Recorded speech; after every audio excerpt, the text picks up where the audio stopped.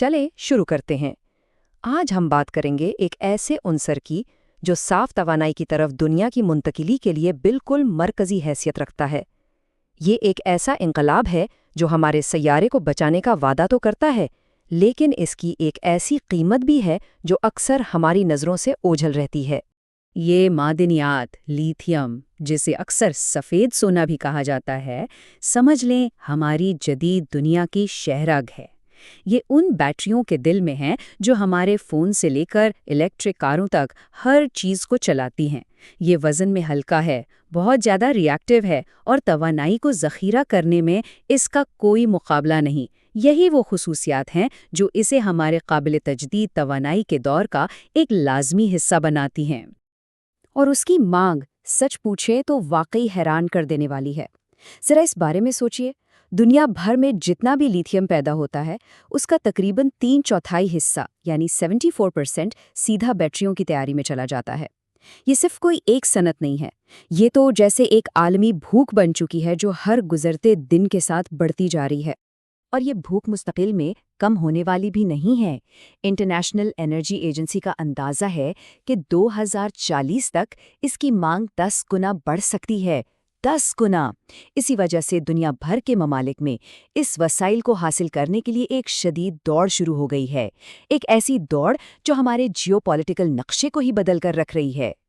तो आखिर ये सारी दौड़ लगी कहाँ है?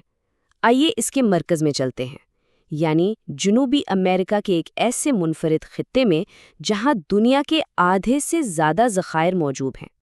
ये इलाका जो लिथियम ट्रायंगल के नाम से जाना जाता है, एक बुलंदो बाला सहरा है जो अर्जेंटाइन, बोलिविया और चिली के बॉर्डर्स पर फैला हुआ है। यहाँ ज़मीन के नीचे नमकीन पानी के बहुत बड़े ज़खायर मौजूद हैं और यही वो जगह है जहाँ साफ़ सुथरी ग्रीन एनर्जी की सादा सी कहानी बहुत ज़्यादा पेचीदा हो जाती है। ये जो इक़्तिबास आप देख रहे हैं ना, ये मसले की जड़ तक पहुंचता है। यानी अमीर ममालिक, जिन्हें हम ग्लोबल नॉर्थ कहते हैं, उनके लिए साफ तवानाई का वादा ग्लोबल साउथ के वसाइल से माला माल ममालिक के लिए नए चैलेंजेस पैदा कर रहा है। ये बिल्कुल वैसा ही है जैसा तारीख में होता आया है, जहां एक खिता दूसरी की तरक्की के लिए अपने वसाइल देता है। 2 मिलियन लीटर, सोचिए कितना ज़्यादा पानी है। ये पानी से भरपूर नमकीन पानी की वो मिकदार है जिसे सिर्फ 1 टन लिथियम पैदा करने के लिए बुखारात बनाकर उड़ाना पड़ता है। और ये सारा अमल ज़मीन के चंद खुश्क तरीन इलाकों में हो रहा है जहां मुकामी कम्युनिटीज़ हज़ारों सालों से पानी के इन्हीं कीमती वसाइल पर इन्हिसार करती आई हैं। तो सवाल ये है कि ये तीनों ममालिक अपनी इस नई दौलत को संभाल कैसे रहे हैं। आइए देखते हैं कि ये कैसे काम कर रहा है, क्योंकि हर मुल्क एक बिल्कुल मुख्तलिफ रास्ता अपना रहा है और हर रास्ता एक बहुत बड़ा जुआ है। यहाँ हम इन तीनों ममालिक के मुख्तलिफ तरीकों को एक साथ देख सकते हैं। एक तरफ बोलीविया है जो मुकम्मल तौर पर सरकारी कंट्रोल पर यकीन रखता है। दूसरी तरफ चिली है जो एक दरमियानी रास्ता निकालने की कोशिश कर रहा है, यानी पब्लिक प्राइवेट पार्टनरशिप। और फिर अर्जेंटाइन है जिसने मार्केट को मुकम्मल तौर पर आज़ाद छोड़ दिया है। ये अलग अलग हिकमत अमली इस बात का सबूत है कि इस अहम वसीले के मुस्तकबिल पर कोई एक राय नहीं है। इन मुख्तलिफ रास्तों की वजह से हर मुल्क के लिए नताइज भी बहुत मुख्तलिफ निकल रहे हैं। बोलीविया, जहां मुकम्मल सरकारी कंट्रोल है, वहां टेक्नोलॉजी की कमी एक बड़ा मसला है। दूसरी तरफ अर्जेंटाइन का आज़ादाना तरीकाकार समाजी झगड़ों और बिखरे हुए कवानीन का बायस बन रहा है, क्योंकि वहां हर सूबा अपनी मर्जी से काम करता है। ये इस बात की एक बेहतरीन मिसाल है कि इस मसले का कोई एक आसान हल मौजूद नहीं है। और ये जो कुछ भी हो रहा है ना, ये सिर्फ इन ममालिक तक महदूद नहीं है। ये इलाकाई कशमकश अब आलमी सुपर पावर्स, ख़ास तौर पर अमेरिका और चीन के दरमियान एक बहुत बड़े जियोपॉलिटिकल मुकाबले का मैदान बन चुकी है। और इस खेल में चीन ने पहले ही एक बहुत मजबूत पोजीशन बना ली है। वो अर्जेंटाइन और बोलीविया दोनों के लिथियम के लिए सबसे बड़ी एक्सपोर्ट मार्केट बन चुका है, जो इन्हें सप्लाई चेन के बिल्कुल मरकज़ में ला खड़ा करता है। तो यहाँ असल नुक्ता क्या है? अमेरिका और चीन एक स्ट्रेटेजिक शतरंज का खेल खेल रहे हैं। बीजिंग का मकसद है पूरी सप्लाई चेन को कंट्रोल करना, यानी कान किनी से लेकर बैटरी बनाने तक।